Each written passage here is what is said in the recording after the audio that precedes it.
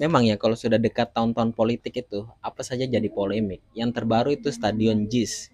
Ketika Menteri PUPR dan Ketua PSSI mengeluarkan statement bahwa stadion ini belum standar FIFA, ini jadi rame, ini jadi polemik di media sosial. Ini bermula ketika Indonesia ditunjuk sebagai tuan rumah Piala Dunia U17.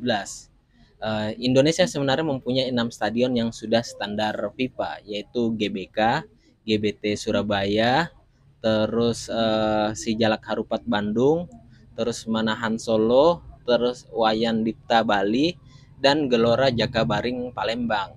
Dari 6 ini GBK sudah pasti tidak bisa digunakan karena bertepatan dengan konser Coldplay. Nah, dari 5 ini sebenarnya yang diperlukan hanya 4, tapi untuk jaga-jaga JIS akhirnya diupayakan untuk bisa digunakan pada pergelaran Piala Dunia U17 nanti. Nah, setelah JIS ini diupayakan untuk bisa digunakan, akhirnya Ketua PSSI dan Menteri PUPR turun langsung mengecek JIS. Apakah nanti JIS ini bisa digunakan? Nah, setelah dicek, didatangkan juga para ahli yang biasa mengurusi stadion, ternyata banyak kekurangan-kekurangan JIS yang ditemukan oleh para ahli ini. Tapi yang perlu diingat, walaupun ahli yang mengatakan JIS ini banyak kurangnya, itu tidak menentukan perkataan ahli ini bisa jadi standar FIFA atau tidak. Yang bisa menentukan standar FIFA atau tidak ya FIFA-nya sendiri. Terus apa sih yang jadi polemik beberapa hari belakangan ini? Yang pertama itu rumput, yang kedua itu soal lahan parkir. Nah, yang ketiga soal akses masuk ke stadion JIS ini.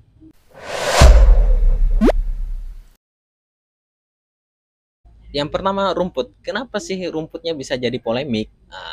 Ketika diadakannya pengecekan oleh Ketua PSSI dan instansi terkait dan para ahli yang biasa bekerja untuk mengerjakan rumput stadion, ditemukan bahwa rumput stadionnya JIS ini memang sedikit bermasalah. Menurut pengamat sepak bola juga Bungkusna ini, rumputnya di JIS ini bukan rumputnya tidak standar FIFA, tapi rumputnya memang perlu diperbaiki atau perlu diperbarui karena hal itu lumrah dalam perawatan sebuah stadion itu. Stadion di Eropa saja inilah tiap tahun itu ganti rumput. Apalagi ini stadion yang akan digunakan untuk pagelaran Piala Dunia ya walaupun U17 tapi tetap Piala Dunia. Jadi sebenarnya rumputnya ini bukan salah rumput tapi memang rumputnya minta diperbarui atau minta diperbaiki lah sebelum tim verifikasi FIFA ini datang. Terus yang kedua itu masalah parkiran. Parkirannya katanya sempit. Stadion yang kapasitasnya 82.000 orang, masa parkirannya cuma 1.300 kendaraan? Ini juga sudah dijawab sih sebenarnya. Ini stadion didirikan dengan konsep stadion masa kini. Stadion-stadion di Eropa itu sudah biasa stadion dengan lahan parkir yang kecil.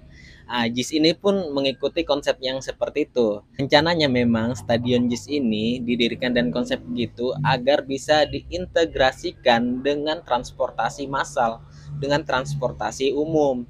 Jadi tidak masalah itu lahan parkir yang kecil kalau dari standar FIFA itu tidak masuk dalam hitungan. Nah, yang ketiga soal akses masuk ke JIS ini. Ya memang dari rancangannya JIS ini mempunyai 4 akses masuk yaitu Ram Barat, Timur, Selatan, dan Utara.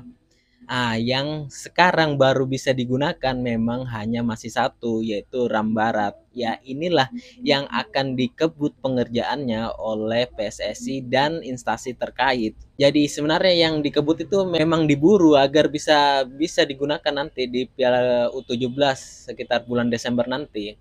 Makanya ini harus segera dikerjakan, harus segera direnovasi. Jadi ini masalah teknis saja, kalau bukan masalah politis sih tidak akan menjadi polemik ini. Nah, yang bikin rame karena JIS ini disangkut pautkan oleh Anies. Seakan-akan jika JIS ini dilihat negatif, itu hasil dari ketidakbecusan Anies sebagai gubernur. Nah, sebaliknya jika JIS ini bagus, itu berarti Anies sebagai gubernur itu sukses. Padahal sebenarnya tidak seperti itu. Mau ini stadion standar FIFA atau tidak nantinya setelah tim verifikasi FIFA datang, itu bukan hasil Anies dan bukan salah Anies juga. Karena Stadion JIS ini sudah digagas sejak 2008. Mulai dari Gubernur Fauzi Bowo, dari pembersihan lahannya, terus Pak Jokowi juga melanjutkan, terus Jarot juga ikut meletakkan batu pertama. Nah, nanti di eranya Anies, stadion ini dikerjakan sampai diresmikan oleh Anies di tahun 2022. Jadi stadion ini tidak terikat pada satu tokoh, tidak terikat sama Anies, tidak terikat pada siapapun. Jadi misalnya stadion ini ada kurangnya, ya bukan salah Anies. Jika stadion ini ada lebihnya, ya bukan bagus karena Anies. Ini banyak pihak yang bekerja untuk stadion ini.